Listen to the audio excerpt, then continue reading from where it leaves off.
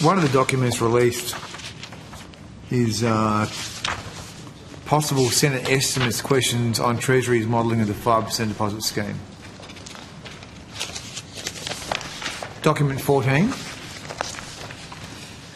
So, what is this?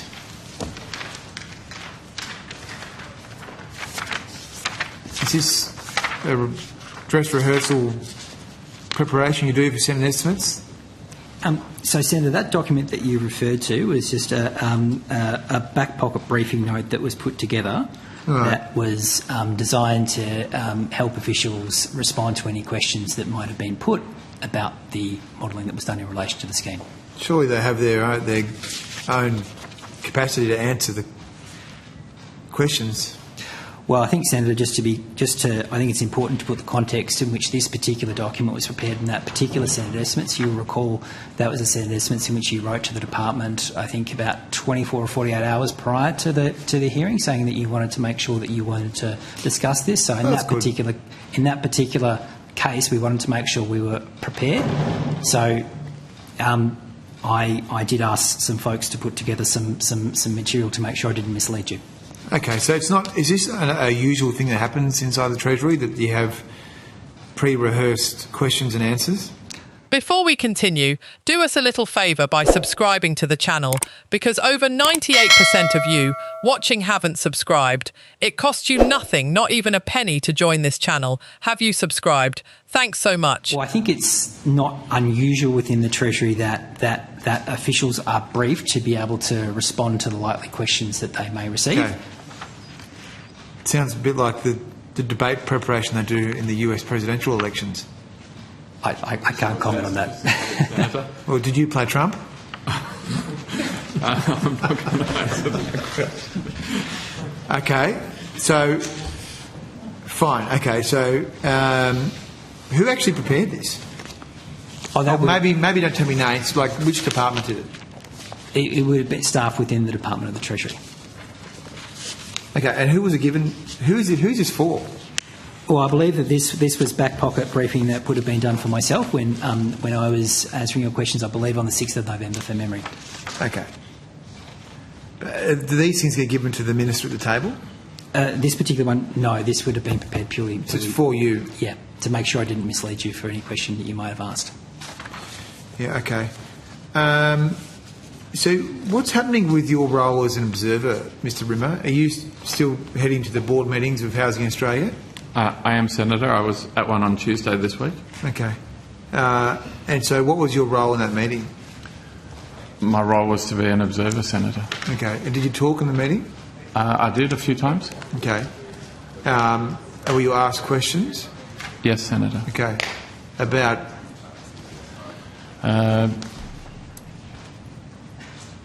About a range of matters. I mean, in general, the board undertake their obligations consistent with the Housing Australia Act, the investment mandate, the policy settings for different programs.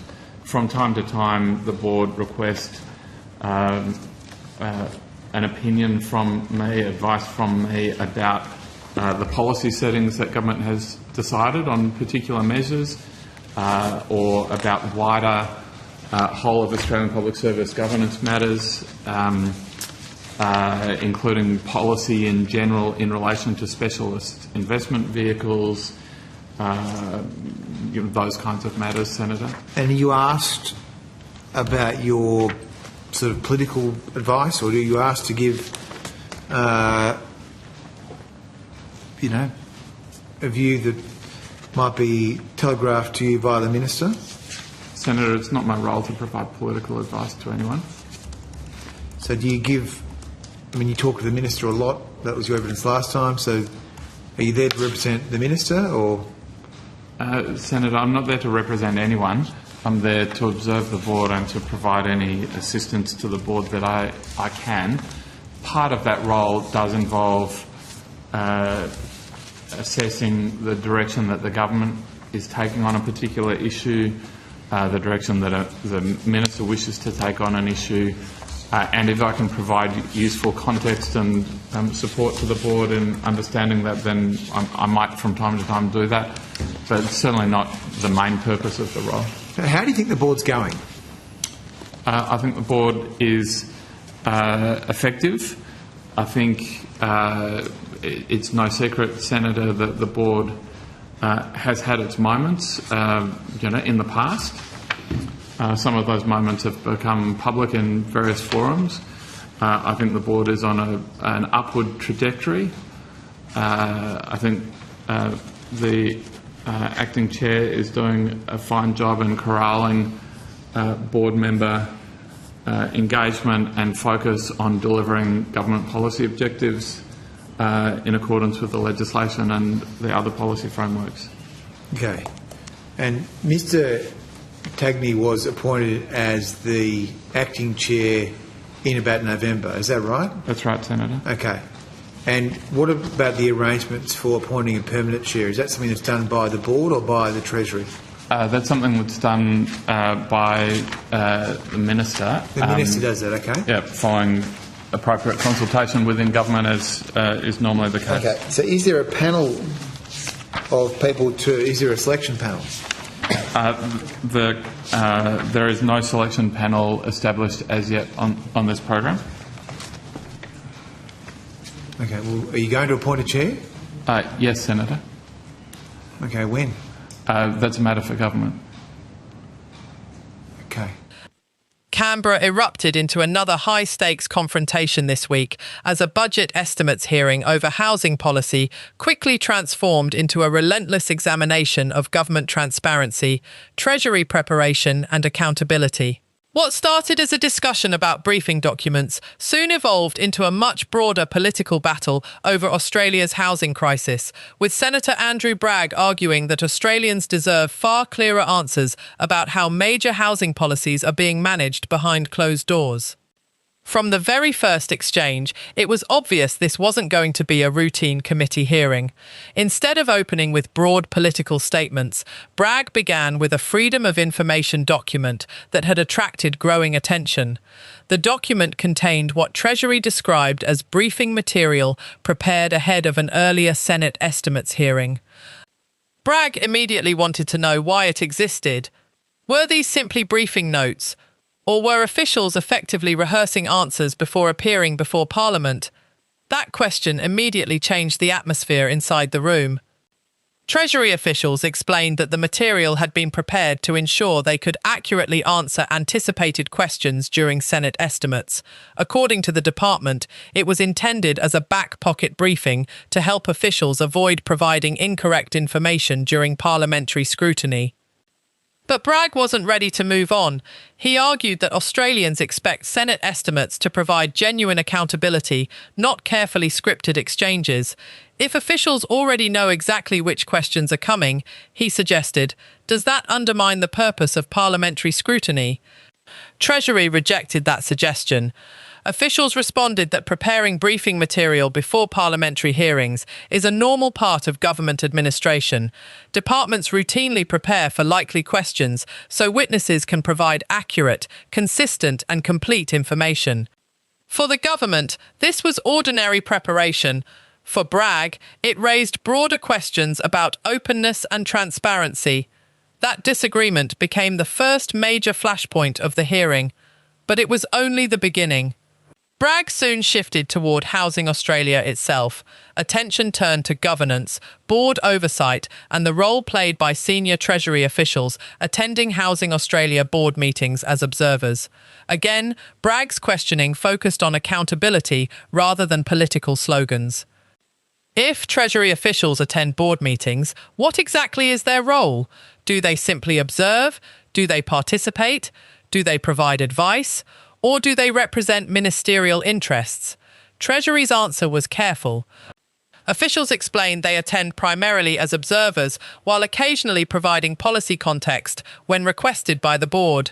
They emphasised they do not provide political advice and instead assist with understanding government policy frameworks where appropriate. Still, Bragg kept probing. How much influence do those officials actually have? What conversations take place? Where does observation end and participation begin? Those questions reflected a broader concern that has increasingly surfaced throughout Australia's housing debate. As governments introduce major housing initiatives, public expectations around transparency have grown. Australians want to know not only what decisions are made, they also want to know how those decisions are made. Who advises ministers? Who oversees implementation? Who ultimately carries responsibility when programs encounter difficulties? Those themes continued dominating the hearing. Bragg then turned toward board appointments. The position of permanent chair remained vacant. An acting chair was serving in the role. Bragg repeatedly sought clarity about when a permanent appointment would be made and what selection process would be used. Would there be an open recruitment process, a targeted search, a direct appointment? Treasury officials explained that several appointment pathways exist under government guidelines, but confirmed that no final decision had yet been made regarding the selection process. That answer generated another round of questions. For Bragg, uncertainty surrounding governance was becoming almost as significant as the policies themselves. Housing Australia has become one of the government's key institutions responsible for delivering housing initiatives. Strong governance, he argued, matters just as much as ambitious policy announcements. Without confidence in administration, public trust inevitably suffers. The hearing then shifted again. This time toward historical governance reviews. Bragg referred to previous reports examining Housing Australia's governance arrangements and questioned whether current leadership had been fully briefed about earlier findings.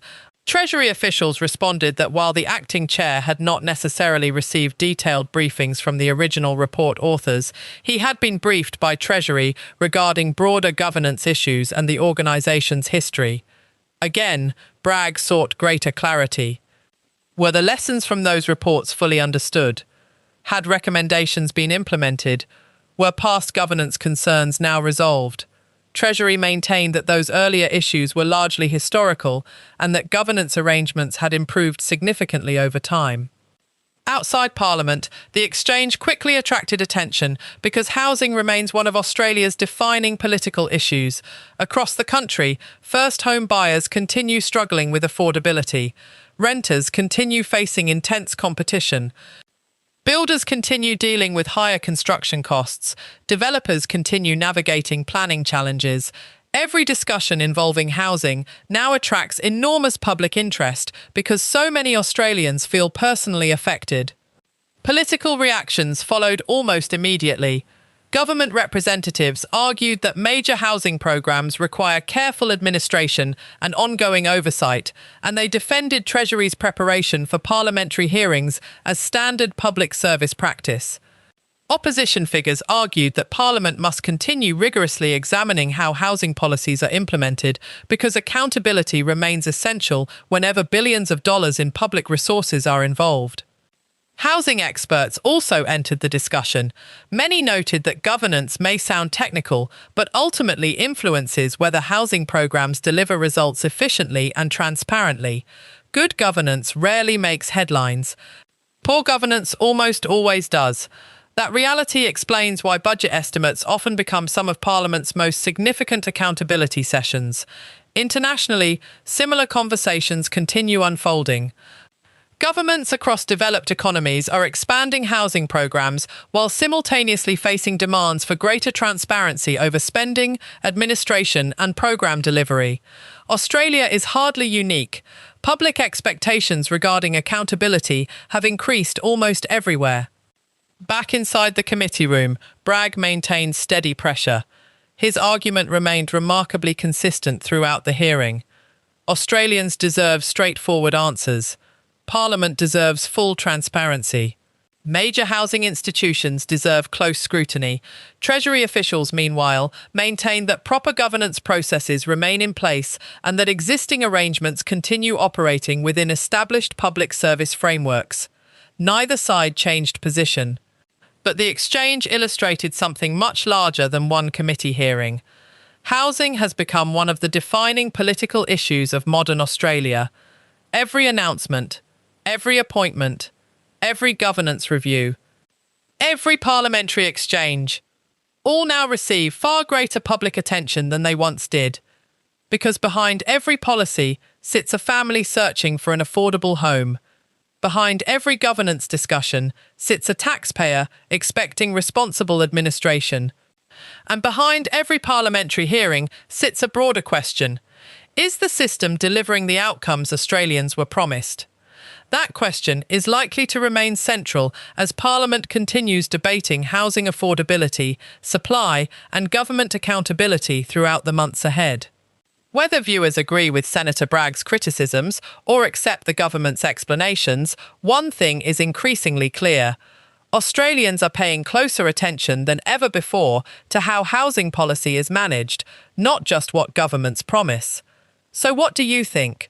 Did Senator Bragg raise important accountability questions about Housing Australia and Treasury? Were the officials' explanations sufficient? And should Parliament apply even greater scrutiny to major housing programs as affordability remains one of Australia's biggest challenges? Share your thoughts in the comments below. If you enjoyed this breakdown of Australian politics, don't forget to like the video, subscribe to the channel and share it with friends and family. With housing remaining at the centre of Australia's political debate, there are certain to be many more major parliamentary clashes still to come.